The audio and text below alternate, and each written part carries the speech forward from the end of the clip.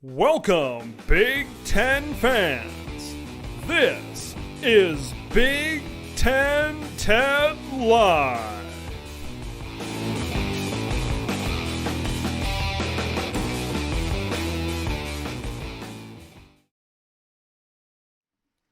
Before NBC gets Saturday nights and Big Ten Saturday nights, we are here for Big Ten TED Live on a Saturday night. Thanks everybody for coming along for the ride here this evening on a bonus Saturday night edition of Big Ten TED Live. It is the offseason. Yes, this is the second live stream of the week, and we've got some new topics to cover here on Saturday. So here's what we're going to break down tonight. I'm used to saying today, but tonight on this edition of Big Ten TED Live. The first one is we now have dates, we have bowls, we have the format of the 2024 and the 2025 college football playoff. And I'm going to talk about why the path to 2024 and that college football playoff and of course 2025, but I'm going to talk about the journey to those years starts now. And if you're a team that's maybe at the bottom half of the top 10 usually, now is the time to start looking ahead to 2024, and 2023 is the bridge to that point. The future is now for the college football playoff. We're going to talk about that. Want to hear your thoughts on the format coming up in 2024 and 2025. Also, in our second segment of the show, going to be talking about the big transfer news that has happened since our last live stream on Wednesday. That is Ohio State, I should say former Ohio State wide receiver now, Kaleb Brown, 4-star, top 100 guy, transferring to Iowa. Does the math add up? Does Kaleb Brown plus Iowa equals the Hawkeyes being the best in the West?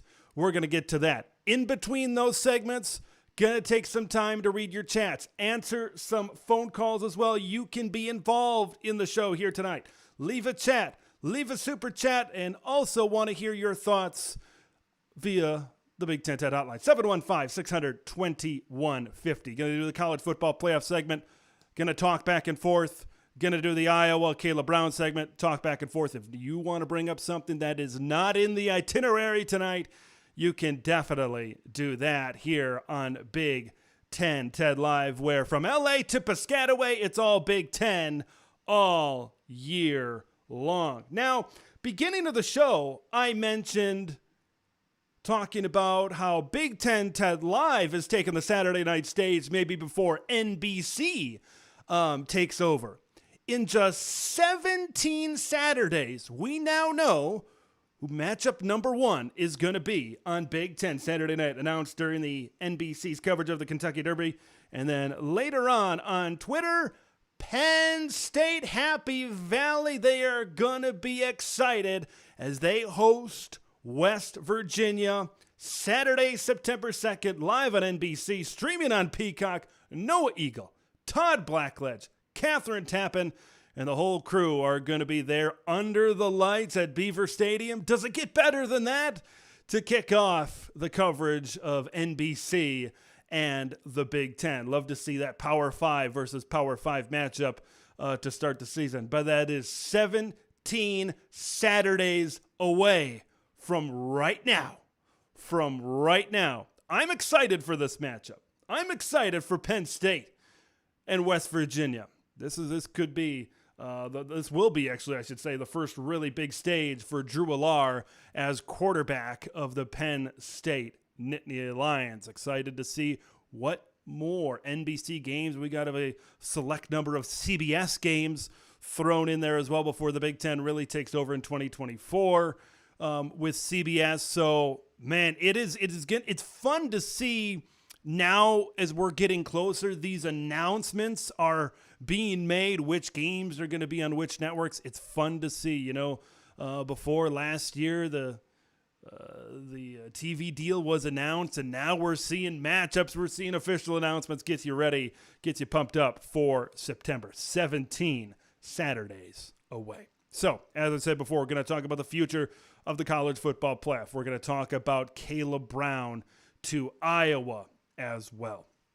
All right, let's dive into it, talking about college football playoff and the future of the college football playoff. The CFP is going to be expanding from 4 teams to 12 teams starting in 2024. Obviously going to be that same format in 2025. 2026 would be the first year of the new deal, the new media deal, and we could have a lot more TV partners involved than just ESPN in 2026. But for so many years, college football has been the sport of the elite, has been the sport of the number 1, the number 2, number 3, 4, sometimes even the number 5 ranked team in the country. If you're outside of the top 5, forget about it. Forget about it in terms of a national championship. That, among many other things, is going to change in 2024. And if you're sitting right at the bottom half of the top 10, usually, maybe from 10 to 15, hell, even from 15 to 20, this year in 2023, you have to start thinking ahead. You have to start thinking and swinging big as we move forward to 2024. You need to find that recruiting hook. You need to find that hook as it pertains to transfers. How do you get that talent in this year so when you move on to 2024, you are ready to go? Let's break down what the 2024 college football playoff is going to look like before we go any further on this topic. So your first round game, you're going to have your conference championship games that first Saturday in December. You're going to take a break, and then you're going to play playoff games. So 2024, you see the dates there. Here's the one thing I will say about the college football playoff. I, for the most part, like the way all of this shakes out. But the one thing that's weird to me, this maybe 2025 will be a better example, but okay, so I'm playing in the Rose Bowl, and I'll talk about the Rose Bowl here as this segment goes on, but you play the Rose Bowl, you win the Rose Bowl to get to the Cotton Bowl, you win the Rose Bowl to get to the Orange Bowl. It's just winning one bowl game to go to another bowl game seems a little bit weird, especially if you're maintaining the trophies that are associated with this bowl game. Hey, I'm hoisting a trophy. Now, well, I still got the semifinals to go. I know in the NFL, or do they have the George Halas Trophy for the NFC, the Lamar Hunt Trophy for the AFC? I understand that, like once you get to the semifinals, but it's just going to be a little bit weird. I think winning one bowl game and going to another, but maybe they'll figure out the logistics, so it's not too weird. But New Year's Eve and New Year's Day, I'm glad that they keep the Rose Bowl in the mid-afternoon slot. What it's looking like is 2 out of the 3 years in a 3-year rotation, the Rose Bowl is going to maintain that mid-afternoon slot on New Year's Day. So you maintain at least a little bit of a tradition with the Rose Bowl. The other times, it's going to be on that Thursday and Friday. Man, if you are a football fan, you are going to love that weekend. Now, a lot of people saying, well, why don't they play later in the week? That is NFL playoff time, baby. Those Saturdays and Sundays. I believe now that is wild card weekend, that Saturday and Sunday. In this case, in 2025, it would be the 11th and it would be the 12th. So Thursday, Friday, you have the semifinals to go to the national championship, and then Saturday and Sunday, I believe you've got wild card weekend. What do they call it now? Super wild card weekend in the NFL. And, of course, the national championship there in Atlanta in 2024, as if the University of Georgia couldn't get any more advantageous here in this playoff, right? Then the 2025 version of this, you kind of see the games on campus, New Year's Eve and New Year's Day, once again, the following Thursday and the following Friday. Like this one, like you could win the Rose Bowl and go to the Peach Bowl. Like that seems a little odd to me. That seems a little weird to me, winning the Rose and going to the Peach. Like a game that is that big of a deal to where a Peach Bowl, remember the days in the mid-2000s when it was the Chick-fil-A Bowl? Like, you know, it just doesn't make a whole lot of sense, but maybe they'll figure it out. But that's the playoff schedule for both 2024 and 2025. I know there's a lot of fans out there that are hoping that their teams make their way to the playoffs in 2024 and 2025. Personally, I can't wait. So talking more about why the future is now for the college football playoff.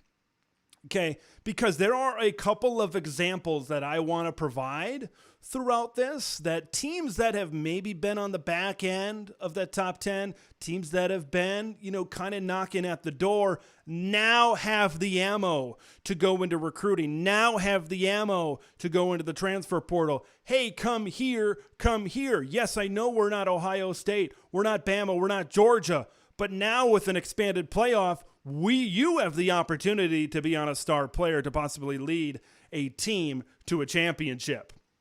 The first example I want to talk about is Penn State. Penn State, multiple years under James Franklin, have been just outside the playoff. Right, that year they lost 2 games, but yet won the Big Ten title. Just was on the outside looking in. That would have been a team that could have made a run in a 12-team playoff. I think 2019, where they won double-digit games, they probably would have been in a position to do that.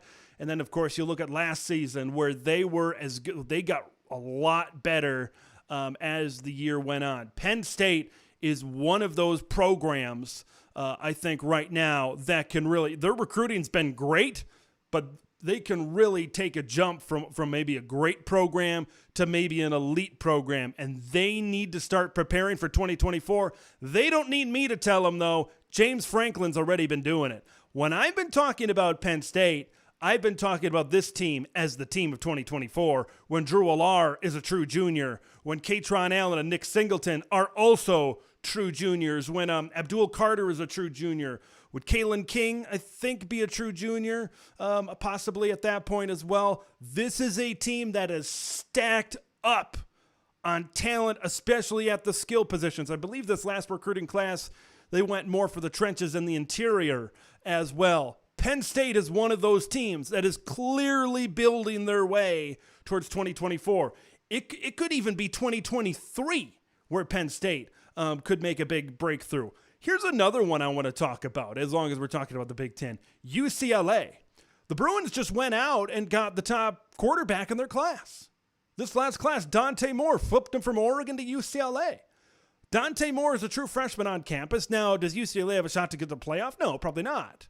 So this year, Chip Kelly should treat as a bridge year, preparing his program not only for a possible at-large bid, maybe more, into the college football playoff in 2024, but also working to get to the Big Ten in 2024 as well. Getting that talent. Look, this year, it's your last year in the Pac-12, excuse me. Who cares if you go to the championship game or not? This is all about preparing for UCLA, creating that bridge where Dante Moore is one of the best quarterbacks in the country his sophomore season, and he's got talent around him to possibly make a run. I believe UCLA, I believe they won back-to-back, 8-win seasons the past 2 years with Chip Kelly at UCLA, and now moving to the Big Ten. That's the leap. 12-team college football playoff. Can they get that? Can they make that leap even further? UCLA is a team where they need to develop Dante Moore as much as they can here in 2023. So when they get to 2024, they are a contender in the Big Ten. They are a contender for a possible college football playoff slot. Like, you look outside what will be the tier 1 right now. You look outside the Michigan, the Ohio State, the Penn State, and the USC. Those 4 are going to be the teams to beat probably year in and year out in a 16-team Big Ten. Outside of that, when you look at UCLA, maybe a 5th team getting into a 12-team college football playoff. Wisconsin, Iowa, Minnesota, Maryland, Michigan State, maybe Nebraska. What UCLA is doing right now, they could very well fit into the top of that with your Wisconsins and with your Iowa. So UCLA is one of those teams. Use 2023 as a bridge to get to 2024. And there's other teams in here as well, but it might be a little bit of a bigger jump, I think, for those teams as well. It is also an opportunity to prepare those NIL packages. In segment 2 of the show, going to be talking about Kaleb Brown and Iowa, right? NIL packages, because another thing I want to talk about in terms of the future with this segment is if you're not NILing and you're not transfer portaling, you're going to get left behind in terms of getting into a 12, maybe a 16-team playoff, possibly down the road. Okay? You need to get that. Look what Iowa has done. Even though maybe their administration and their collective aren't on the same page, so to speak, what their collective has done this year has allowed them to go onto the field in 2023 and win 9 games and win 10 games. That's what Iowa's collective has done. They've been swarming. There are other NIL collectives that right now are, they're looking at 2023, but they're looking at 2024 as, well, we're not an elite team, but what can we do to get into the college football playoff discussion? The future on so many different levels for the college football playoff starts right meow. And it's so fun to be able to look ahead towards 2024 in the college football playoff. Thanks everybody for coming along for the ride here tonight on Big Ten TED Live. Let's dive into some of the comments. Let's dive into the interactive portion here of Big Ten TED Live here tonight. We got a couple of Buckeyes that are checking into the program that were first. Jared Jones, friend of the channel. Hummus Hero as well. A couple of Ohio State fans. Going to be talking about one of your departing players in segment 2. So we might talk about some other Ohio State stuff, so leave that in the chat if you want to talk about other Buckeye stuff, but hate to say that, but we are going to be talking about Kaleb Brown to Iowa in the second part of the show tonight. Joey got that Penn State logo next to his name. He's excited about Big Ten Saturday night. All Big Ten talk all the time. Always a good thing here on the channel. Jared recognizing West Virginia, Penn State on NBC. I think West Virginia has maybe taken a little bit of a step down, but it should be interesting. That should be a fun game. Those were kind of that. You look back, I'm big into looking back on historical rivals. West Virginia, Penn State. When Penn State was an independent, I call them part of that Eastern Independent group.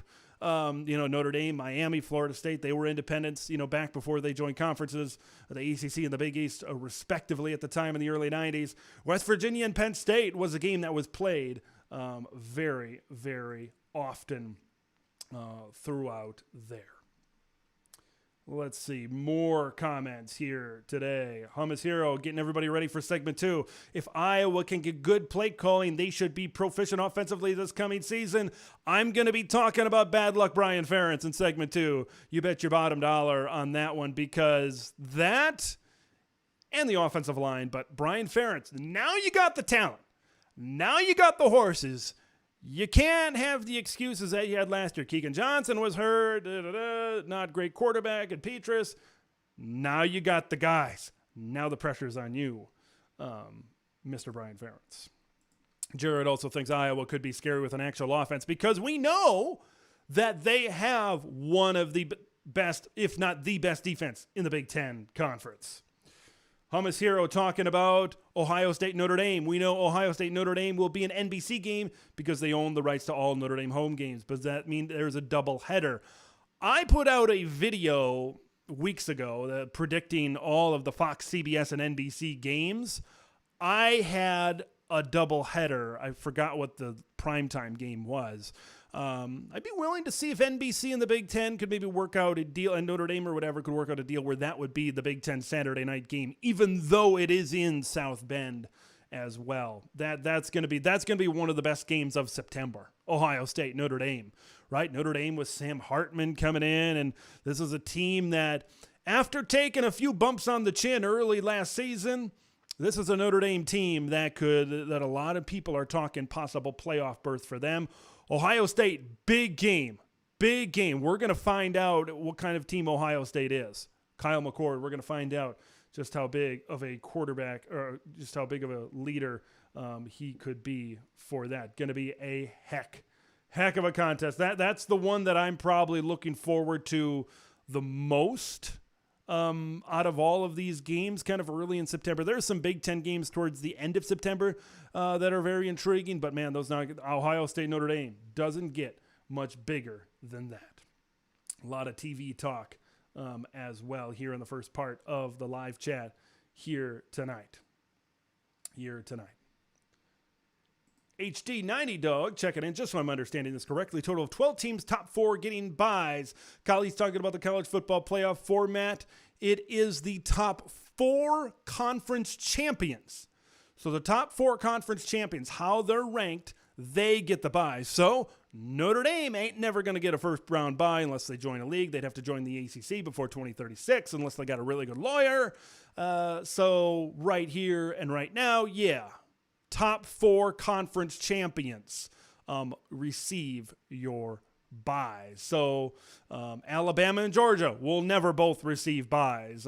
Michigan and Ohio State will never both receive buys. So there's that. Moving on. Some good stuff. No, Matt, you did not miss the Iowa talk. We're going to be talking about Iowa here in just a little bit in our second segment. Kaleb Brown coming over from Ohio State, maybe being that number 1 target here tonight. J-Man checking in. Holy cow, we are live on a Saturday night. He loves it. I've got some ideas for some Saturday night stuff. Maybe during the college football season. After all the Big Ten games have concluded, maybe we all meet back up here. Call in, share our thoughts on what just happened. Maybe been kicking it around in the old noggin. So that's something that could happen here on Saturdays coming up here as well. Very, very good stuff here tonight. Very excited. I was very excited. I had a lot of good feelings about this show here tonight because, man, that's Iowa. I feel a lot better. Not saying I didn't feel. I felt great about Iowa. Okay, they were right up there defensively, but man, the more I look around at Iowa and the more I dig onto 24/7 and On 3 and really look at the talent that they've brought in, this is a Hawkeye team that is going to be right there. 9 wins, 10 wins, maybe 11 wins. Maybe best record since, let me close my eyes and think, 2015? Was that Iowa and Michigan State both met in the Big Ten championship game? I want to say that was 2015. I can't remember the year exactly, where it was winner take all, basically to get into the playoff there as well. Joey, thanks for the super chat tonight. Great way to support the channel. Great way to get shout outs and all that here tonight. Penn State is a team. He's rocking the Penn State logo. Love myself some Nittany Lions. Been very high on this team. Drew Allar has the potential to be one of the very best quarterbacks that has ever stepped foot inside Beaver Stadium wearing a white helmet and a blue jersey as well. Jared Jones, also thank you for the super chat. Friend of the channel, big supporter of the channel. Seen NBC post a tweet about West Virginia. Penn State got me excited. 17 Saturdays away. It's coming here, man. I mean, it's just a TV deal, right? It's just a different channel to view stuff.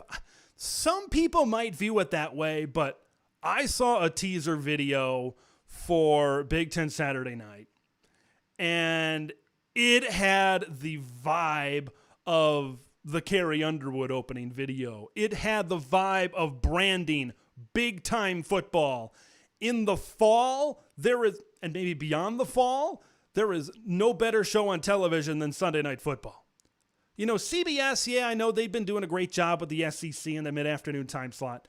But, man, when I look at NBC and the production value that they put into Sunday Night Football, it is hands down, not even close.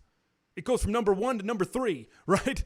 Number 1, they produce the best football, maybe the best sports broadcast on all the television, Sunday Night Football. And now to have that Big Ten flavor in prime time on a Saturday night, that is going to do big things for the Big Ten, and I'm very excited. I really hope that really gets put into the rotation a little bit more for some of the bigger games. I put out in my video about my prediction, I thought that there'd be some big game. What did I have? I think I had Michigan and Penn State, which I believe will be the whiteout this season in Happy Valley. I had that as an NBC primetime game because, oh my gosh, can you imagine? Close your eyes and imagine whiteout 100,000 plus inside Beaver Stadium. Top 5 matchup, Penn State and Michigan. This is why I'm here. This is why I do it. This is why I talk about it. Because of those types of scenarios, those types of atmospheres. Love it. Thanks, Jared, once again, for the super chat here tonight. Let's see, more stuff from J-Man. What will happen if Notre Dame does join the best conference ever? What will happen with NBC?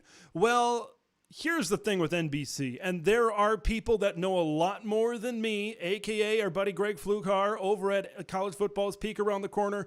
You want realignment TV talk? No one does it better than Greggy Flugs over there. And, I was watching his show the other night, and he's talking about NBC wants the NBA rights. NBC's now got Big Ten football. And Notre Dame wants $75 million for 6 or 7 home games. I tweeted about this a week or so ago. Are you kidding me? $75 million? There's being on a high horse, and then there's just being on a horse in the clouds. Sorry, Notre Dame. But, I mean, that's insane. Imagine any other school, even Georgia and Alabama, requesting $75 million. I know that's what some of these schools are going to make, but for just one game on one network, it's crazy. It's crazy that money could be thrown at Notre Dame. Crazy. Absolutely insane. Matt Reeves is just hoping that the Iowa offense can be talented enough to overcome Brian Ferentz. Yeah, that is something. When you think of explosive, do you think Brian Ferentz could coordinate an explosive offense? Can he get the most out of Cade McNamara, Kaleb Johnson, and this wide receiving corps? We're going to find out. That's for sure. That's for sure. HD 90 Dog. Saturday Night Live chats after a full day of football. What could go wrong? Spellcheck's taking the night off. But that's when we have the best discussions. When we just watched what we watched and we got to break it down and we share our feelings back and forth. We've got Iowa fans, we've got Penn State fans, Michigan fans, Ohio State fans, Illinois fans, Nebraska fans. We got fans from all across. It's just something that could happen. Just keep an eye out for it. That'd be some late night stuff on a Saturday night. So might be sleeping in on Sunday morning if that happens. Jared Jones possibly thinking Iowa Penn State could be the whiteout game. That is an early game, and you got Michigan late on the schedule. Yeah, it depends on the television because you only do whiteout at night, and I know it's hard to predict down the road seeing a possible Michigan and Penn State matchup. Iowa could beat Penn State, and maybe it wouldn't be as big of a matchup, but we had Penn State and Minnesota last season. I think they'd be willing to hold out for a possible NBC game, and I know NBC would love to have that as well, Michigan and Penn State be the whiteout game. It's one of those things where you can't even imagine what it would be like. You can't even imagine the atmosphere. It's insane. Good comments here, everybody. Thanks for coming along for the ride here on Big Ten TED Live tonight. Remember, you can get involved in the show as a chat, a super chat, or the Big Ten TED phone line 715-600-2150. However you decide to get involved, thanks for getting involved here on the show tonight on Big Ten TED Live. First segment in the books, talking about college football playoffs future and how the future is now here on a Saturday night. But now things are going to heat up. Now we're going to heat up just like these two lights right in front of me. Because now we're going to talk about Iowa. Now we're going to talk about former Ohio State Buckeye Kaleb Brown. Iowa, maybe when the transfer portal first started, a lot of people kind of labeled them as they weren't really accepting of the portal, didn't really utilize it that much. Let's just take that narrative and throw it out the window. Because there have been programs out there, Wisconsin's, Nebraska's, etc. There have been other programs out there that maybe have brought in more transfers because they're trying to flip a roster. Colorado, of course, is doing what they're doing with Coach Prime over there. But Iowa, if you look at their transfers, and I did today, I think there's 8 of them so far that are coming into the program this fall to the University of Iowa. If you look at their transfers, they are filling gaps. They are filling key spots where they need it, because that's what the transfer portal is supposed to be. And I know each team kind of approaches it a little bit differently, but the portal, I don't believe, at least my philosophy is, let's load up on 20 or 30 guys and transform our team. Look how that turned out for Nebraska last year when they brought in a lot of people. You're plugging holes to try to fill your roster. And now that's where we lead up to Kaleb Brown. Kaleb Brown, top 100 guy, class of 2022, Ohio State commit, high 4-star type of guy. And then you go into this Ohio State wide receiver room, you bring back Marvin Harrison Jr., you bring back Julian Fleming, you bring back Emeka Ibuka, Xavier Johnson's in there, and then you got these freshmen like Carnell Tate, Brandon Innes, and all of these guys. And now Kaleb Brown is just sitting here and saying, what am I, the 7th or 8th guy here right now? Is that where I am? So Kaleb Brown looked around and it said, I'm a talented guy. I can make plays on a football field. So I'm going to enter the transfer portal and look elsewhere. First thing I thought of was Iowa. They recruited him. They offered him coming out of high school, as well as a lot of different other schools. A lot of other big schools offered Kaleb Brown coming out of high school. He's smaller. He's under 6 foot. He's around 170 pounds. But make no mistake about it, Kaleb Brown is exactly what the Iowa Hawkeyes needed. They needed a playmaker. All due respect to Seth Anderson. I know he's got some injury stuff, but watching some stuff and listening to some people, it looks like he should be on the mend as we get closer to fall camp and as we get closer to the season opener for the Hawkeyes. All due respect to Seth Anderson. All due respect to returners Nika Regaini and Deontay Vines. They needed a number 1 guy. And Kaleb Brown is that number 1 guy that can stand out at a Big Ten program. And this guy's still fairly young. Sophomore on the team. So we could get a couple of years of Kaleb Brown at the University of Iowa. Now I'm watching tape on Kaleb Brown. And I'm seeing he is so freaking fast. He is so fast. And if there's maybe one thing that Iowa football has not been known for in the past, it's speed. So he brings speed to this offense. One thing that really intrigued me about his high school tape was the diversity in how they used him. They used him in running situations as well. Send him over in jet motion, jet sweep type of deal. Say you're lining up 11 personnel. You've got quarterback, and you've got 1 running back and 1 tight end. You motion them in, and now you got the Kaleb and Kaleb show. Johnson and Brown in the backfield. Who is he going to hand it to? Who's he going to hand it to?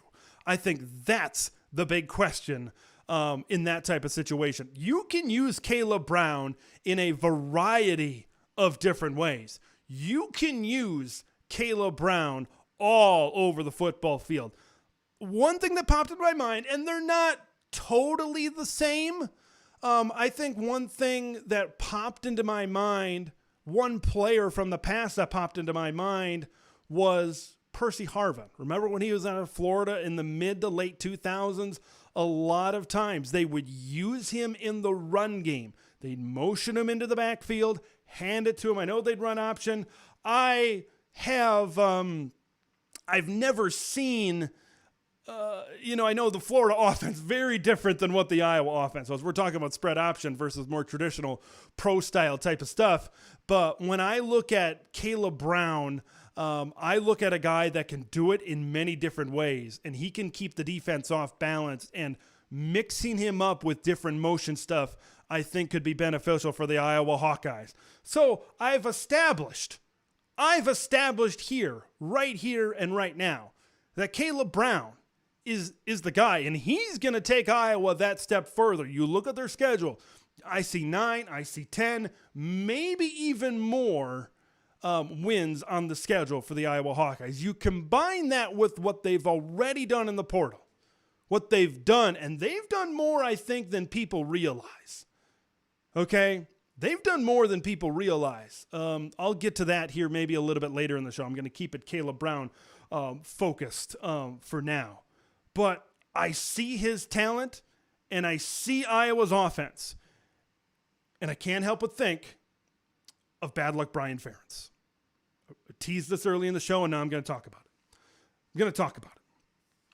So Brian Ferentz, this is a guy, his offenses have been progressively scoring less, and these are offenses that have continued to go downhill.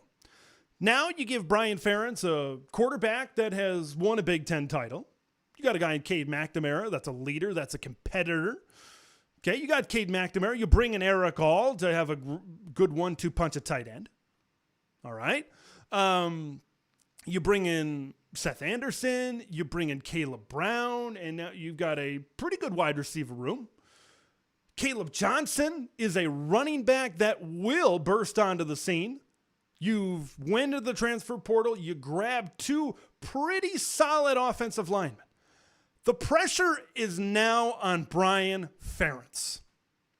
If Brian Ferentz can't get an average offense out of these guys, he ain't getting an average offense out of nobody. No, I'm not saying these guys are it's the best talent. There's a lot more talented offenses out there. But when you look at Iowa and you look at what this team has been, and you look at offensively, and maybe I see some Iowa fans in the chat right now, and maybe you can help me out with some Iowa history.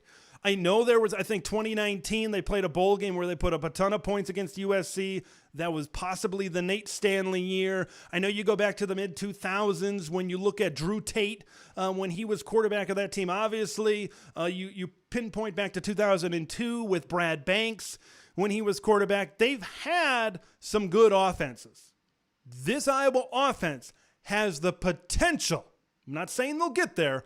They have the potential to be one of those better Iowa offenses of the last 20 years or so. But when it's circled back around to Brian Ferentz, I'm not saying he can't do it. It just makes me, I'm just less confident in this offense. And that's where it is right now, because I mentioned before with Kaleb Brown, you have the possibility to be ultra creative, running game, passing game, jet sweeps, motion, screenplays. The one catch that Kaleb Brown has in his career, ironically, came against the University of Iowa. It was a very simple, I think they lined up 3 wide receivers on the same side, snap it, those 2 wide receivers get blocked, set up a screen to Kaleb Brown, and he comes around the edge. Okay? Screenplays with his speed, and especially being a little bit of a shorter guy, he can kind of hide behind some of these blockers sometimes. Can Brian Ferentz work with that creativity? Can he do that? Or is this going to be a fairly methodical offense? This can be a methodical offense, but in order to get where Iowa can get to, a.k.a. West Division champs, a.k.a. 10 wins, a.k.a. Big Ten championship, they're going to have to get creative sometimes. I remember watching before Iowa last year in some scenarios. I think it might have been like even the Illinois game where you just scratch your head at some of these play calls. I can't remember exactly, but you get like a 3rd and 7 and you throw a screen, which might work for some people, but when you look at Iowa, you need to try to go down the football field. This is good. Okay, I don't want to bring down Iowa, even though Brian Ferentz has me a little bit worried. This is still, they have the talent to compete. They have the talent to possibly compete against Penn State, against Happy Valley. Will be a tough game early in the season. I think that's late in September. But right now, when I look at the Iowa Hawkeyes, the pressure is squarely on the shoulders of Brian Ferentz. Everybody else has proved that they're good. Cade McNamara has proved it. He's won a Big Ten title. Okay? Kaleb Johnson has proved that he can be a good running back. We know what Luke Lachey is at tight end. We know a lot of, but the thing is, the narrative is Brian Ferentz is a bad offensive coordinator. Brian Ferentz should not be the offensive coordinator. He should be feeling all the pressure. Now, a lot of credit goes to what has happened and how Iowa has built this roster. And Kirk Ferentz will get a lot of credit, as he should, and a lot of other guys should get a lot of credit. But, man, there is one guy that should also be involved in getting credit. Brad Heinrichs. If you don't know who it is, President, CEO of the Swarm Collective. The Swarm might not have the greatest relationship with they might have with Gary Barta and administration. That was kind of covered a few months ago. But this Swarm Collective, I look at the quick commitments. McNamara enters the portal a couple of days later. Hey, I'm going to Iowa. And I think he said during an interview that NIL had a part in all of this. Kaleb Brown enters the portal, I believe right as I was going on the air on Wednesday? I can't remember exactly when it was. Thursday, I'm going to Iowa, right when he is visiting.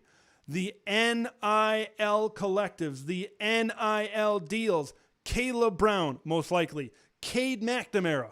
Those are two huge pieces. If Iowa, and I know the coaches and the recruitment, obviously that's a big deal, but you can't dismiss how big of a deal these NIL collectives are right now, especially in transfer situations, getting players into certain situations. That is the truth of the matter. If Iowa wins 10 games and 11 games, of course, the coaches, of course that they are, but man, the head of some of these NIL collectives, Brad Heinrichs being one of them, deserves a lot of credit. These guys are a lot like the general managers at the NFL level, swinging the deal behind the scenes to try to get them on campus. Iowa and NIL, their Swarm Collective, are doing big things to increase what Iowa football is doing. That's the fact of the matter. I'm excited about Iowa football. I'm excited about what they can do. They are no question one of the top teams in the West. And I think, and maybe I'll hear from some Iowa fans here, comments and stuff. Maybe I'll hear, is it Big Ten West championship or bust for the Hawkeyes this year? For me, Scotty and Iowa have separated themselves from the pack. I know Minnesota's solid, Illinois, Nebraska maybe could do some things. I know there's those teams, but Wisconsin and Iowa especially have separated themselves from the pack, in my humble opinion. Let's get up to date on some comments here, talking about some TV stuff, talking about some Iowa football here today. So let's get recapped. Let's get caught up. Right. Gerald McKinley here coming up. He's a Michigan fan, but he gives Penn State the edge at home in that matchup. I think the big three teams will split. I talked about that scenario before where all three of those teams could easily go 11-1. I did a video saying, could we have 3 11-1 Big Ten teams in the playoff? Michigan, Penn State, Ohio State. Wouldn't put it past anybody. Wouldn't put it past anybody as well. I've heard different things about this, and I know a couple of people have talked about this in the comments as well. Wonder what games, I thought it would be on a rotating basis. Fox would get number 1 pick, then CBS would get number 1 pick, NBC, and they'd rotate like that.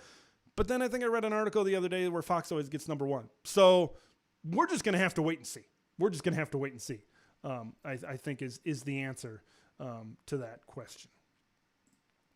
Erica Goldberg, friend of the channel, chiming in here today. Portal Kirk is a scary Kirk. I've criticized him often, but I will credit where credit is due. He did pretty darn well in the portal this season. He's doing great. He's doing great. And he is evolving this Iowa program. And I think I've talked about it before with collectives and everything. The relationship between the head coach and the president and CEO of your collective is going to be very important. I thought the University of Miami, I think, did a deal where they hired like a literal GM, where they hired a general manager to balance talent acquisition and stuff. And maybe we'll get into that era where we're going to have general managers that work directly with these collectives. And then the head coach is a lot like the NFL if they decide to structure their program that way, where they deal with the X's and O's and stuff that a head coach. But there's a lot of coaches, the Jim Harbaughs of the world, the Nick Sabans of the world, where these guys are control freaks. Those are the best college football head coaches. So it's going to be very interesting to see that balance as we continue to go on here as well. Hummus Hero checking in. Kaleb Brown played running back in high school. See him lined up in the slot. See him lined up in the backfield. A lot of potential to confuse some defenses. Lewis Papp checking in. Michigan has contacted Keon Coleman. This is news to me. I had that in the back of my mind. I thought he was going down south. I've heard Florida State. I thought of LSU. He's from Louisiana. If Michigan gets Keon Coleman, we talk about Kaleb Brown being the number one guy. I think Keon Coleman would be the number one guy in Ann Arbor. Hummus Hero talking about Kaleb Brown going to be deadly on jet sweeps. What's the creativity level going to be on offense for Brian Ferentz? That's the $64,000 question. That's the question we're going to see right now. Very good comments, very good chat, very good discussion here tonight. And now that I have gotten through my first segment, I've gotten through my second segment, you guys are going to carry me the rest of the way. Whether chats, phone calls, however you want to do it, you're going to carry me the rest of the way as long as we want to go here tonight. Jared Jones chiming in. Going to be some crazy picks. USC, UCLA joined at 24. You have Texas playing at Michigan out of the conference. Yeah, these TV drafts are going to be, it's going to be fun. I would love to see the rotation as well from week to week as we continue out throughout this thing and picking these TV games. But if Fox spent the most money and they get the number one pick, then that's how it is. Joey once again chiming in. Ohio State always has the best wide receiver room in the country. They do. And this past year, they recruited 3 out of the top 5, I believe, including Carnell Tate and Brandon Ennis. And then you go out to the next year's class, 2024. They got Jeremiah Smith, who I believe is the number 1 wide receiver in the country.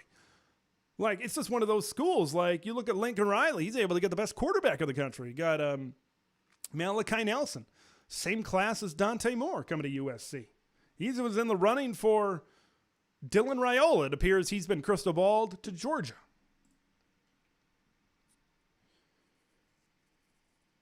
Gerald McKinley. Some of the athletes could be treated, English is hard, more positionless and just less talent on the field making plays. And Kaleb Brown is one of those guys where you can put him in the slot, you can put him in the backfield, you can split him out the X or the Z position, and he can make a play. Erica chiming in once again. Brian, no excuses. You got to get the job done. This is a team that went 7-5 in the regular year last year. At least once a live stream, I always say it, look at the flag. Look at the West Division behind me. Iowa gets Minnesota at home this season. Iowa gets Illinois at home this season. Iowa's got to go on the road to Nebraska. I'm not sure where would the Wisconsin be. Wisconsin game would be in Madison since they were in Iowa last year.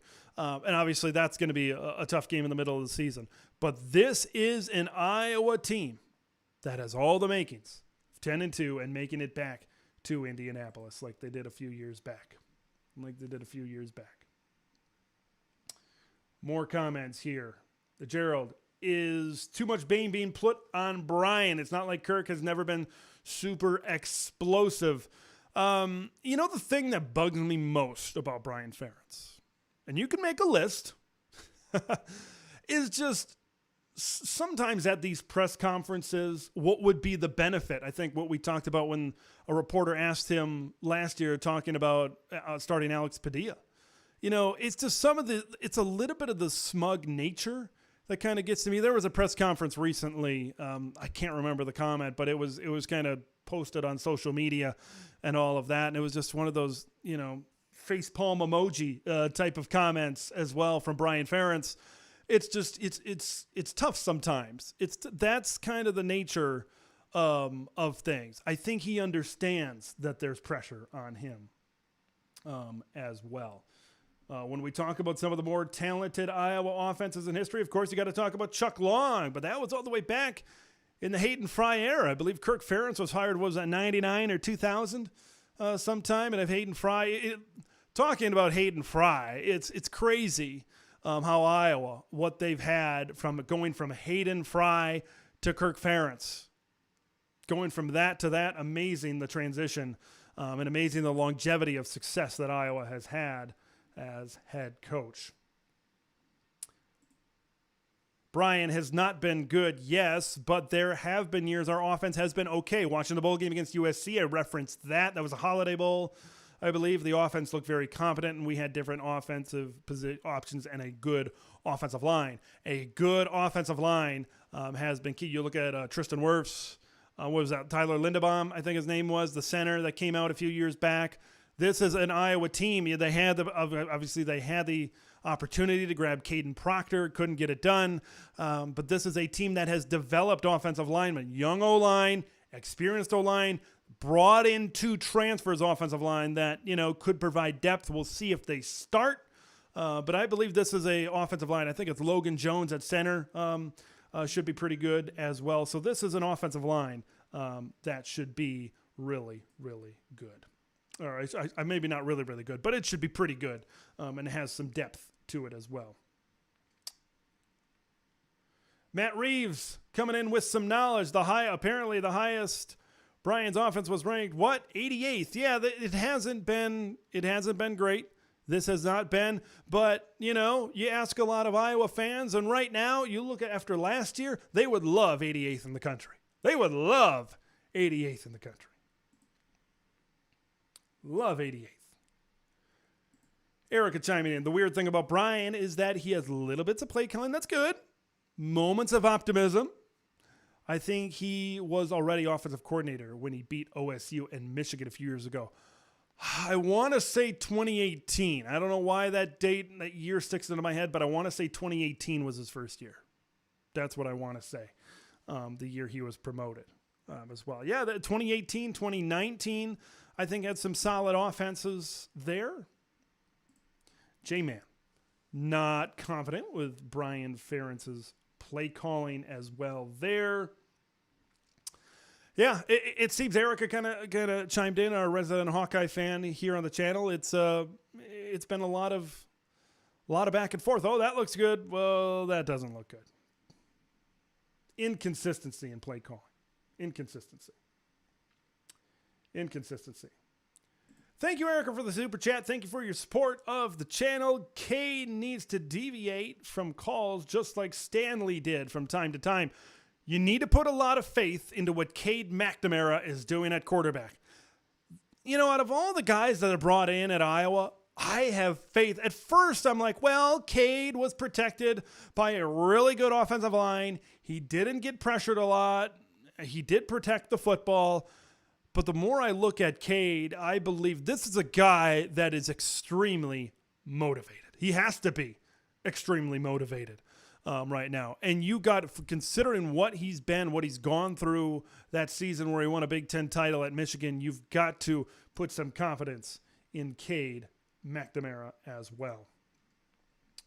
More comments here. Really, really good night for comments. Really appreciate everybody for coming in on the live stream here tonight. All sorts of really good discussion points here tonight. More stuff. Let's see what else I could find here.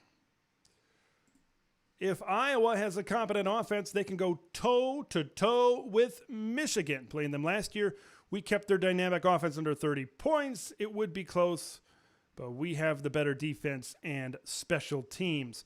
That Michigan game, and boy, when you talk about television, like we talked about earlier in the show here today, when you talk about TV, Iowa, Michigan for the Big Ten title writes itself because of the guy I just talked about, Cade McNamara. Cade McNamara playing Michigan for a shot to win a Big Ten title. Whew, that's some high quality television right there. Right now, that's probably the matchup I want to see. Not saying that's my prediction, but I would love to see that matchup right there. Some great football teams as well.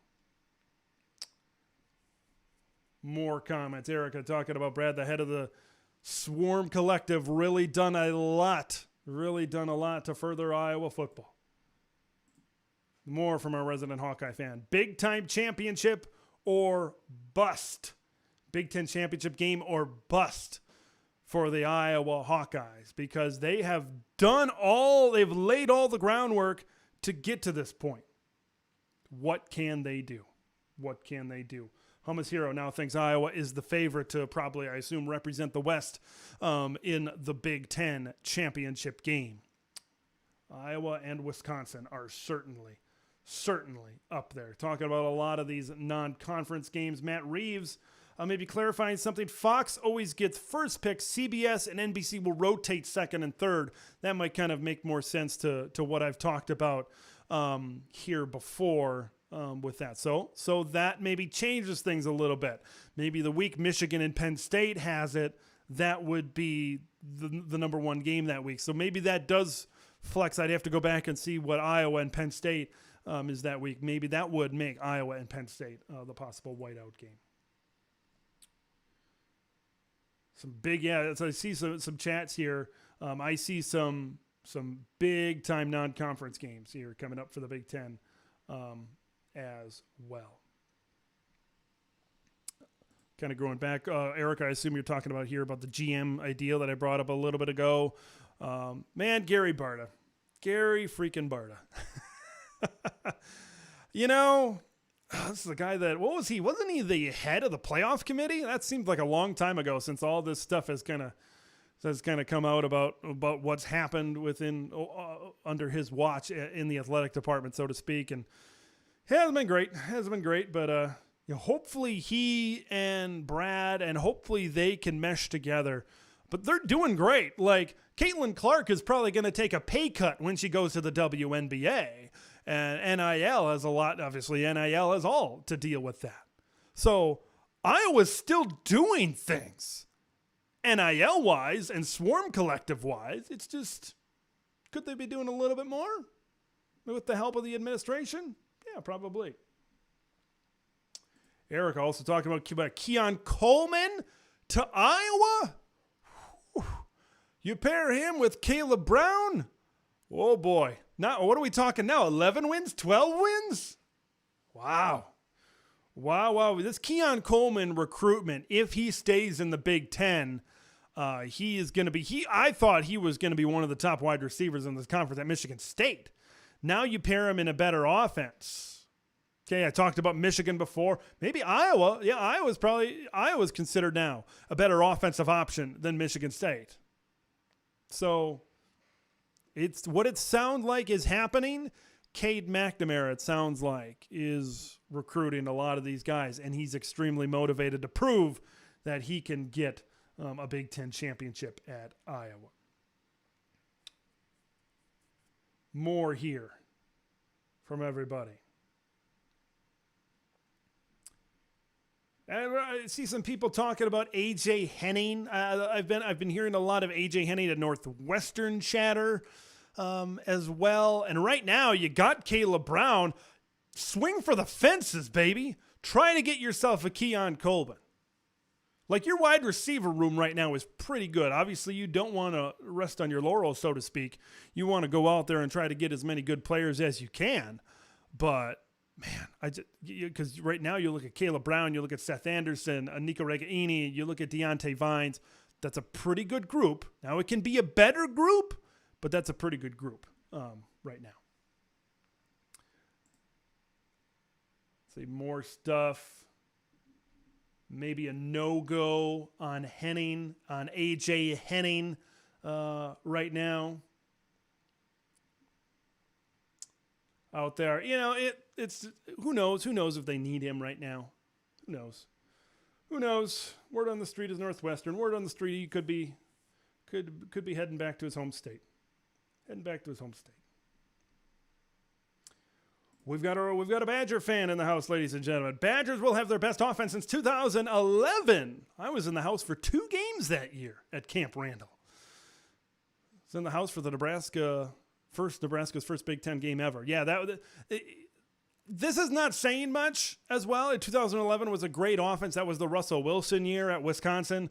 But since you look at the past 10 years or so, this is a Wisconsin offense that hasn't been great.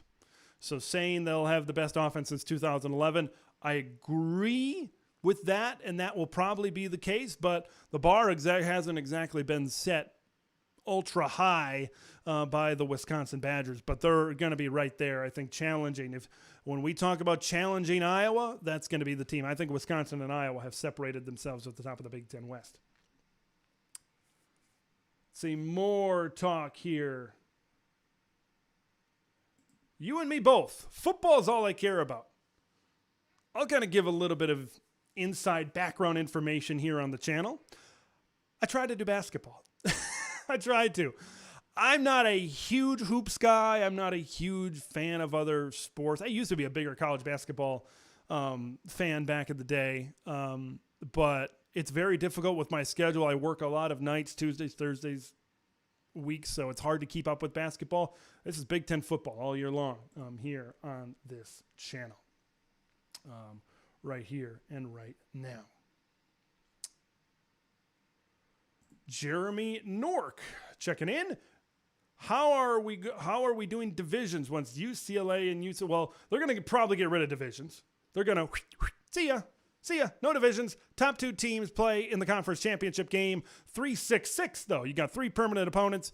You play 6 teams to finish out your 9-game conference schedule, and then the next season you'll play the 6 teams that you haven't played, and of course you keep those 3 permanent opponents as well over there. And I'm excited about this. I've talked about expansion on this channel. I've talked about the Big Ten getting more members and stuff, but I really like this 3-6-6 scheduling format. So personally, I think the Big Ten's going to stand pat at 16 unless the Pac-12 makes an utter collapse, which could happen, and you get Oregon and Washington for a super-duper bargain price. As well, where they're just begging you, please take me at a 25% rate or something like that. Matt Reeves chiming in. I believe we got another Iowa fan here in the house. Iowa has helped its offensive line and wide receivers recruiting in portal. Number 1 weakness is still Brian. And I was going to talk about linebacker. They brought in a linebacker from the University of Virginia, all ACC performer. His name is escaping my brain right now. I looked him up before this show started. So a little bit of a brain fart on my end. But when we talk about the Iowa defensive line, a lot of depth, really good players. Secondary, best in the Big Ten, maybe best in the country.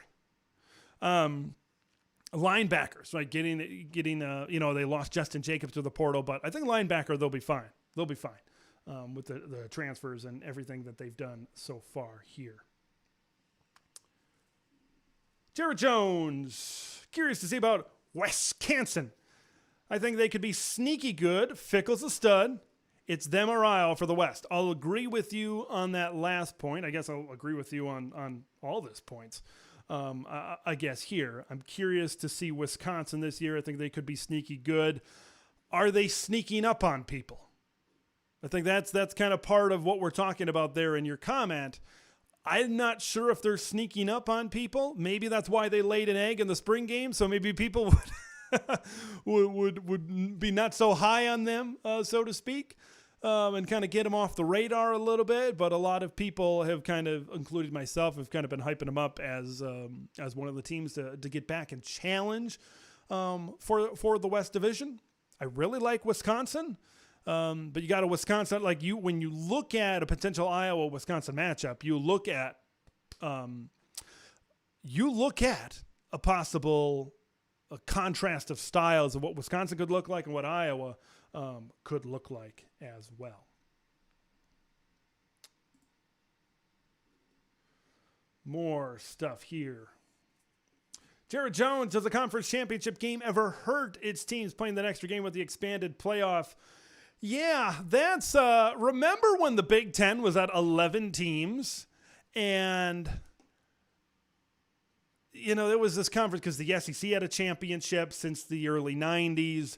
The ACC had a championship since the mid-2000s. A lot of people at that time, they thought having the week off, and then you have these SEC teams that could go out and once again prove themselves against a good team. That gave them a leg up. That gave them the advantage to possibly prove themselves even more in the Big Ten with no game. So now you're kind of taking the opposite angle of that as well. So I see what you're saying, but we all got conference championship games now, and now there's no excuse not to have a conference championship game as well.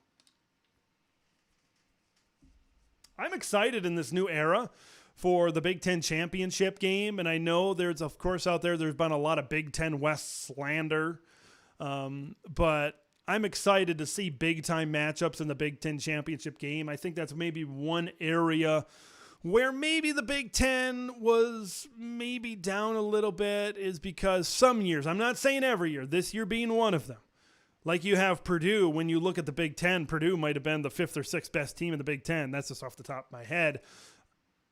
But, you know, some years it kind of takes away from the Big Ten championship, maybe not having the 2 best teams.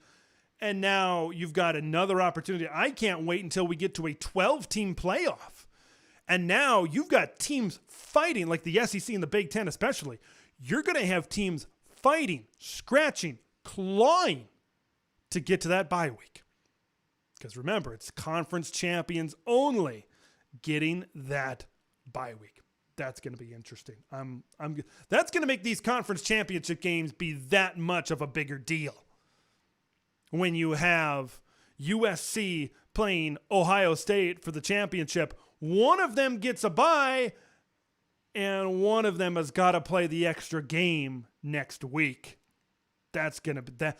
That's the thing. That's maybe something a lot of people weren't talking about as it pertains to this playoff, was the conference championship games, especially at the bigger level, especially at those top 4, right? And, you know, let's say you get let's say the Big Ten has number 2 versus number 8. Number 8 wins, and then you have all the rest of the teams win. Does that Big Ten champion get into there's going to be a lot of scenarios that a lot of people are going to be talking about, and that's why I'm excited for the old 12-teamer right there. So, Erica, once again, thanks for the support. Nick Jackson, not of the Young Bucks, but Nick Jackson of the University of Virginia. That's the name. Thank you for helping the old brain out here tonight as well. Yeah, you look at him from Virginia. He appears to be a linebacker that can really step. But look, this Iowa defense. Gonna make this the clean version. Same stuff, different year. Same stuff, different year, man. They just keep churning them out. When you talk about the best coordinators in the country, Phil Parker. How can you not talk about Phil Parker? He's fantastic in what he's done. He's fantastic.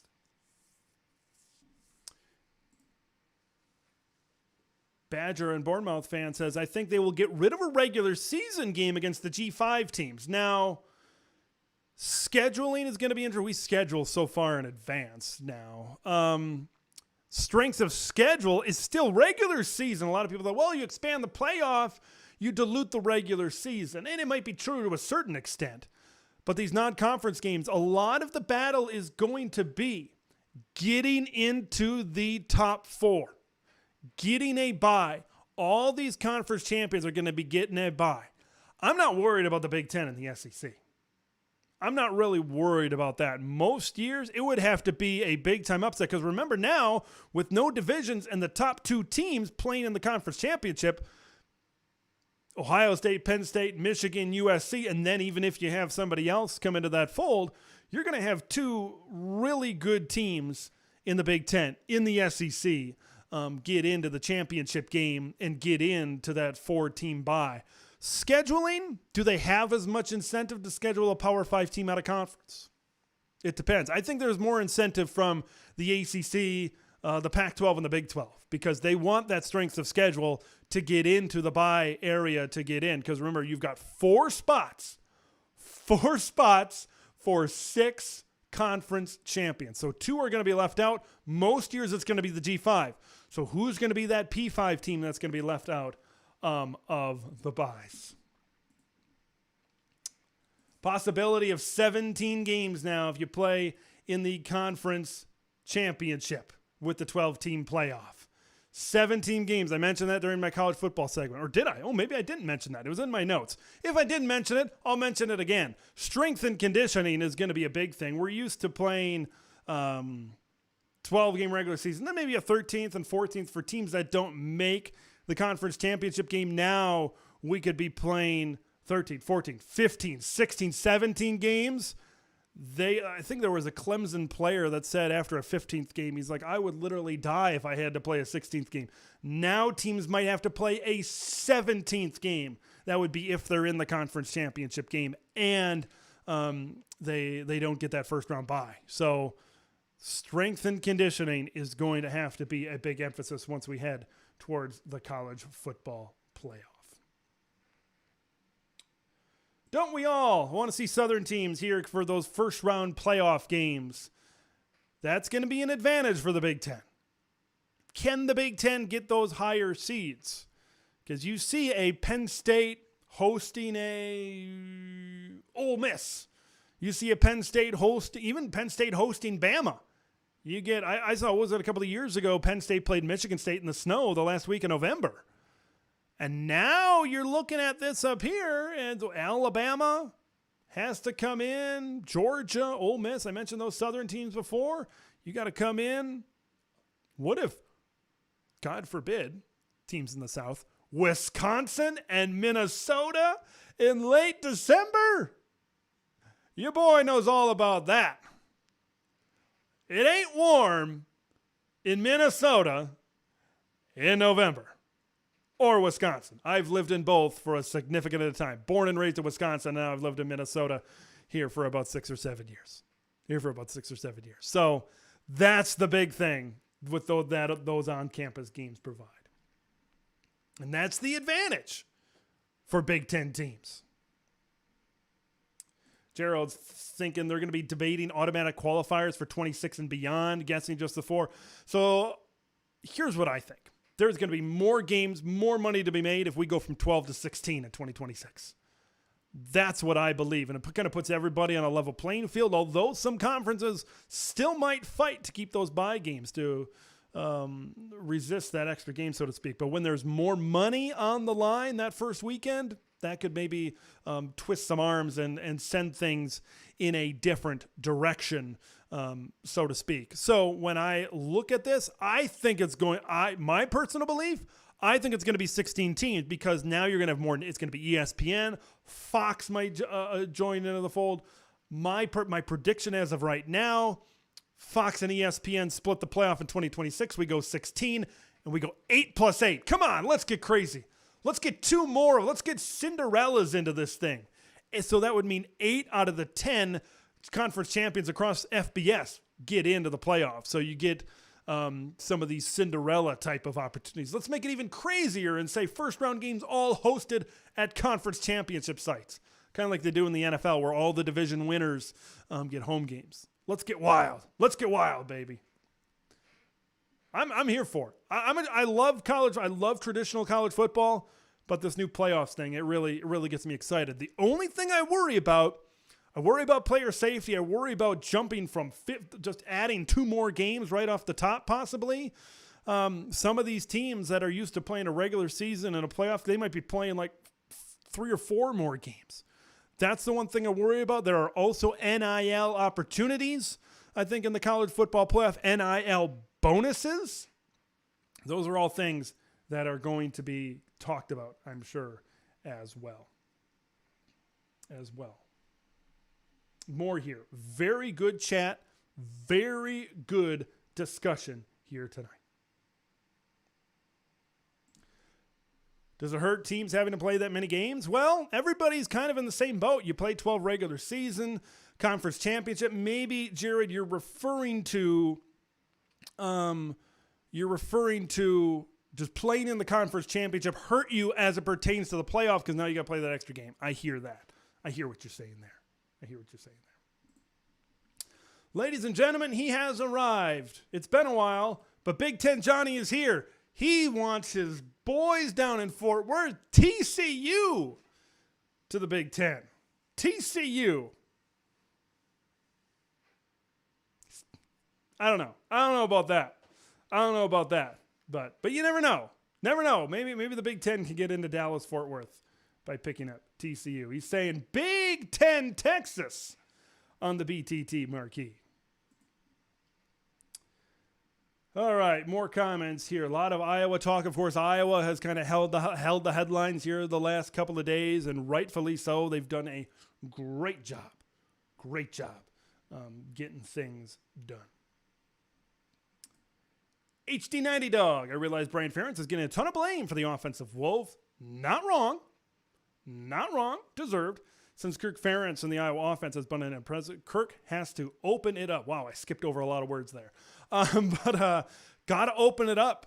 This Iowa offense has shown in the past couple of decades that they can open it up and they can put points up on the scoreboard. Will it happen this year? That's what I want to see these first couple of games. I think Iowa opens against Utah State, and I want to say, and then of course the Cyhawk series against Iowa State. I want to see what I want to see out of Iowa. I know Iowa State is, I think they're might be a little bit down this year. I don't know. You're not talking to Big 12 Tony. This is Big Ten Ted. I think I want to see them make a statement in Ames against Iowa State. That's what I want to see early in the season. More like the NFL, according to Big Ten Johnny. More NFL stuff from Erica. It'll be the NFL soon. When you look at the Big Ten especially, it's very reminiscent of the NFL, right? With the way their TV windows are. Fox, CBS, Fox, and then a CBS game, and then an NBC game. Very similar to what you might see on an NFL Sunday. Very similar. Gerald, does the 12-team playoff start revenue sharing? I think that's a very real conversation. Didn't happen this year in the Big Ten media deal. I think it's still a little bit early for that to happen in terms of just a regular media deal. But for the playoff, maybe there's some revenue sharing in there when we get to 2026, where the playoff wants to do that, and there is NIL opportunities where players that get to the playoff and the amount of money increases as you go. I know it would be that way for schools. Would it be that way for players? I think that is an incentive. Obviously, you're going to the big thing about this, more players, you're going to get less opt-outs, of course, in this format as well.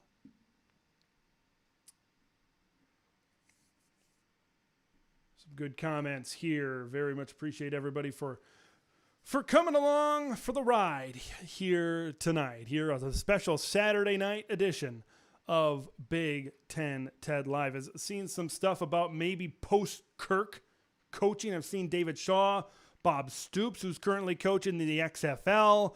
I'm not sure where things...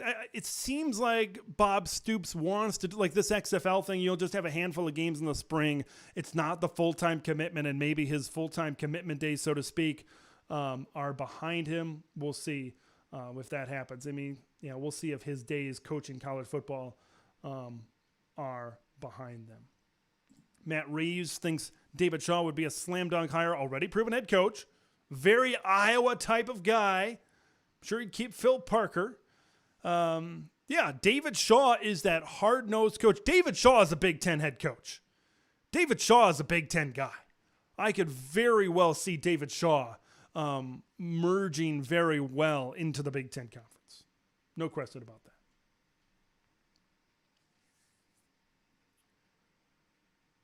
More stuff here. Joey chiming in. I know there's a $700 million renovation at Beaver Stadium.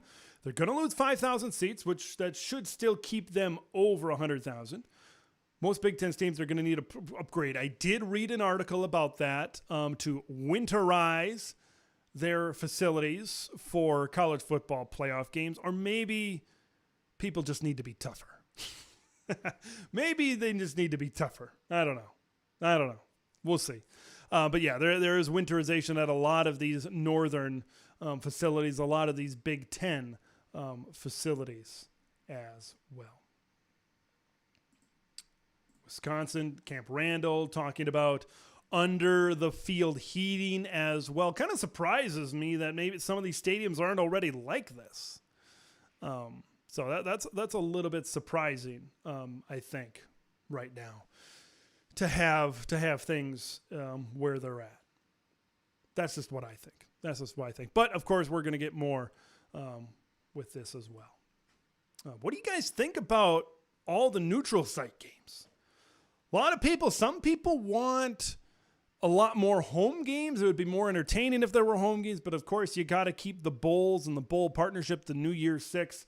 It's very weird to see, going from bowl to bowl. I mentioned that in the first segment of the show, winning the Rose Bowl to go to the Peach Bowl doesn't make a ton of sense to me. If you didn't have bowls attached to them, that wouldn't be that big of a deal. Just have neutral sites. I think you're going to, like the bowls, I mentioned this before in a video, I think a couple of weeks ago, maybe a month ago, about the future of bowl games. I think you're still going to have bowls outside of the playoff. I would just like to see the playoff be the playoff and not have bowls. But that would mean Rose Bowl, Orange Bowl, Sugar Bowl would either be, they would cease to exist, or they would just be at the stadiums without any, without anything attached to them, so to speak. Good conversation here tonight. Talking Brett Bielema making his way to Iowa. Brett Bielema, I don't know. Getting him away from Illinois. Look, keep your butt in the Big Ten, Brett Bielema. You can win there. Don't go to the SEC again. Do yourself a favor. Stay in the Big Ten. Let me look at the flag behind me. You're looking at Illinois right now. You see a Michigan open up. Maybe if Harbaugh jumps to the NFL, and if Brett continues to pump out good seasons at Illinois, could we see Brett Bielema jump to the University of Michigan? The way his style of play is kind of compares to what they have over at Michigan. That's a maybe. I don't think he'd go back to Wisconsin. Boy, I'm looking at this. Yeah, Iowa, maybe. Iowa's maybe the only other one that I'd see out there.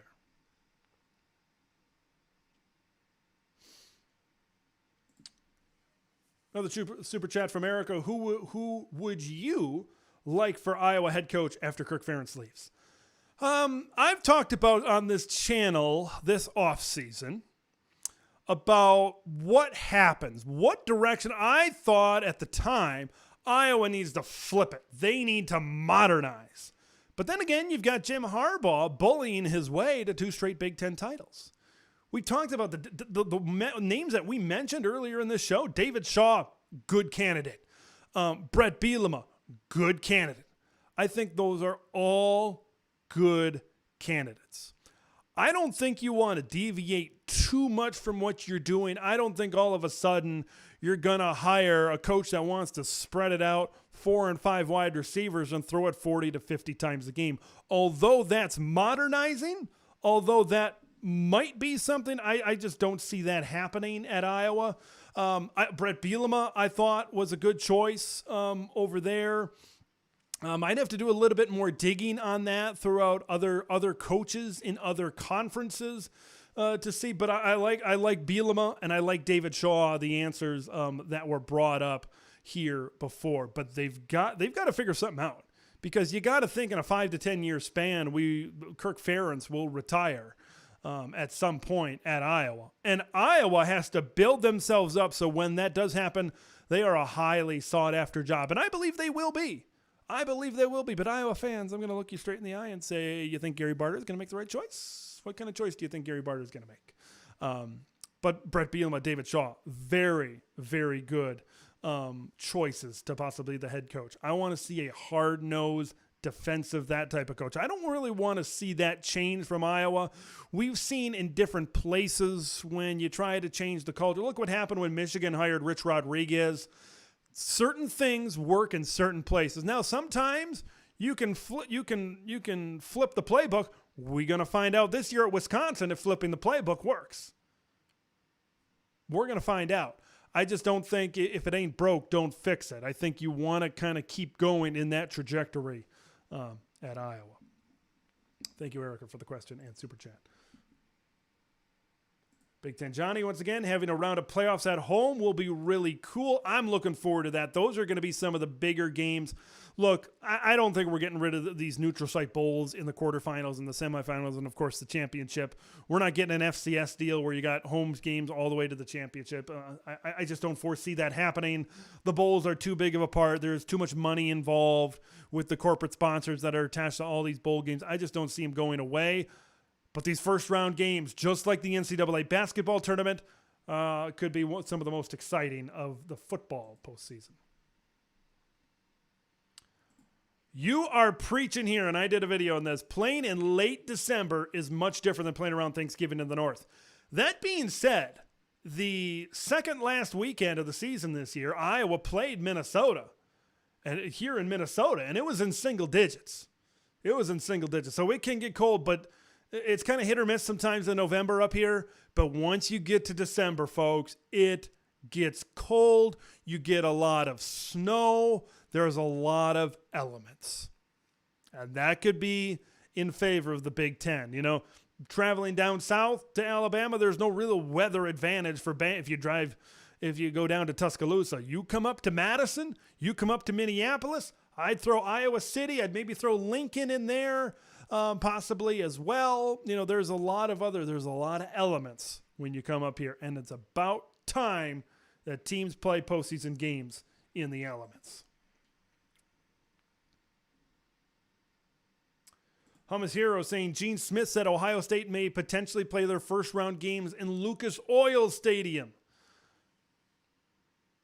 That's because remember it's the high seed can elect to play at a neutral site of their choosing. This kind of makes a little bit of sense at Ohio State because this is a team that likes to throw it around a little bit more, and maybe they want to play their game in a more neutral environment that fits their style. But if you're Michigan, you're Iowa, maybe not so much anymore, Wisconsin, but maybe a Minnesota, maybe you want to play at a home stadium. Maybe you want to play so it kind of depends, I think, what your style of play is as well. That's some good information.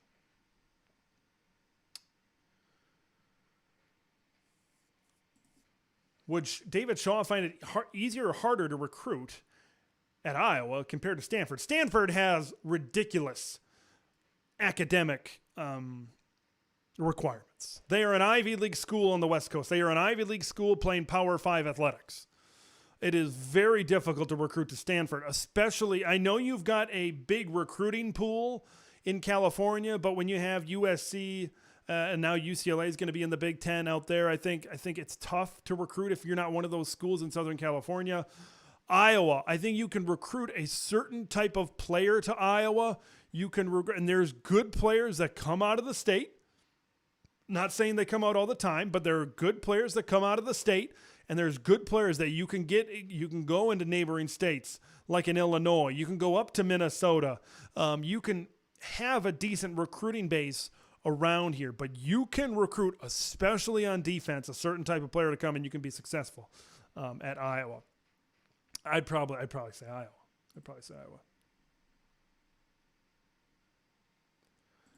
Does Madison get lots of snow? In Illinois, we don't get nearly as much anymore. Hit or miss. And here's the thing.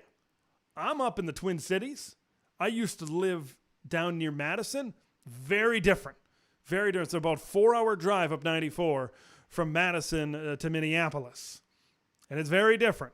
Once again, it's hit or miss. I think in Madison you can get a lot, but either way, the elements will be there in Madison, whether it's snow or whatever, whether it's temperatures or whatever. You're not playing in 40 degrees in December, most likely. It's going to be at least 30s, into the 20s, maybe even into the 10s, and a possibility for snow as well. Growing up, a lot of white Christmases where I grew up an hour north of Madison, Wisconsin.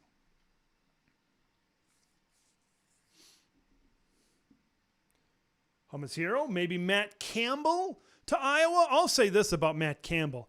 He did not leave at the right time. He did not leave at the right time. The year where Brock Purdy and Breece Hall there, and they went to a New Year's Six bowl game, he wanted to hang around to see if they could run it back one more time, and it didn't work out. It didn't work out. Now I think some of the shine has kind of worn off of Matt Campbell. I think he's just thrown out there just because he's had good success, but for me, in my opinion, I just don't think he carries the weight that he did a couple of years ago. But good thought. I like it. I like it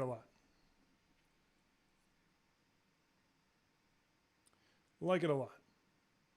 Yeah, Badger and Bournemouth fan talking about what I said before. Fits your style on where you're going to go into the college football playoff as well. Iowa would be an attractive option, Matt. Iowa is a very attractive option. I love Kinnick Stadium.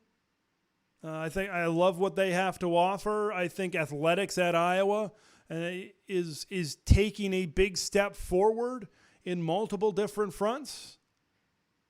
I think Iowa's a great place to be.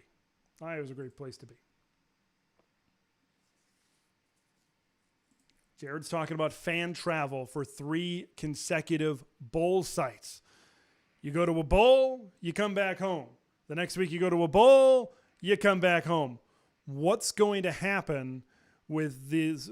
You might go to the Rose Bowl. You go out to Pasadena. Now I got to go to Miami for the Orange Bowl. There's a lot of fan travel in there as well. There is some time kind of split out in between, but these are things that are going to happen, and we're going to find out.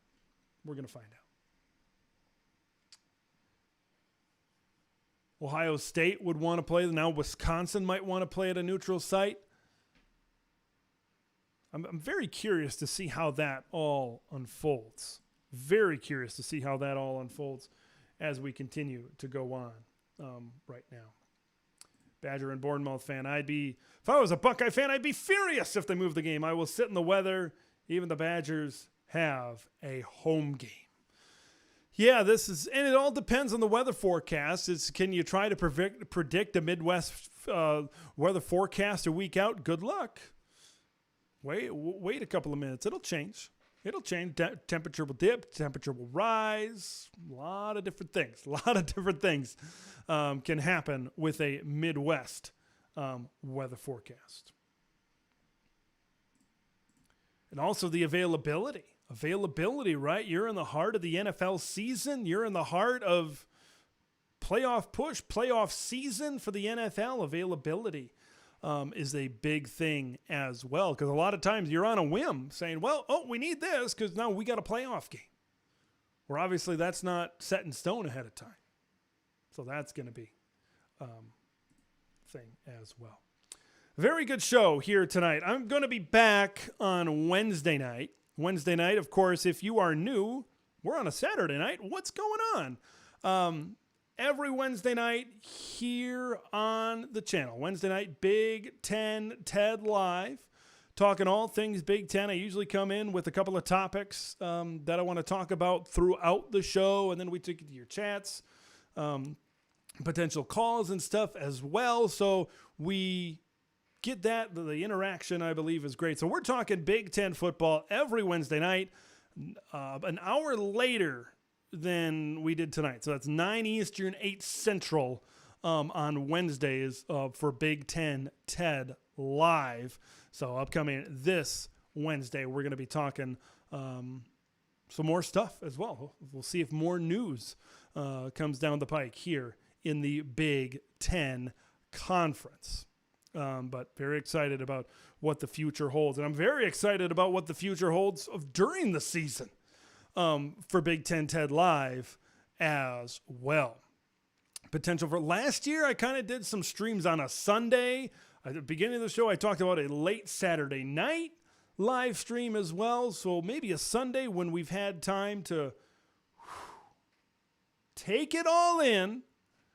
And maybe we can talk about what just happened from what just happened on that previous Saturday. So a lot of good things. Points made during the show today. Iowa's going to be all right. Iowa's going to be fine. They're going to be one of the top teams in the Big Ten West. College football playoff. You have to prepare for 2024 in 2023. You got to start preparing to get to that point. If you haven't started preparing, if you haven't started looking forward with your NIL package and all this stuff, you got to get there, and you got to get there soon. You got to get there soon. I think we're going to wrap it up here for tonight. I want to thank everybody that left a super chat. I want to thank everybody that left a chat here tonight as well. It has been a great show. Appreciate the discussion. Very, very good chat. Very good discussion here on the show on Big Ten TED Live. We're going to be live once again Wednesday night, 9 o'clock Eastern, 8 o'clock Central. You know where to come for Big Ten talk all off-season long. Big Ten content every day. Video uploads on Tuesdays, Thursdays, and Fridays. Live stream on Wednesdays, and got YouTube shorts on the weekend as well. So until Wednesday, we're going to see you on Wednesday. Until Wednesday at 9 Eastern and 8 o'clock Central, I'm Big Ten Ted. We will see you in the next one.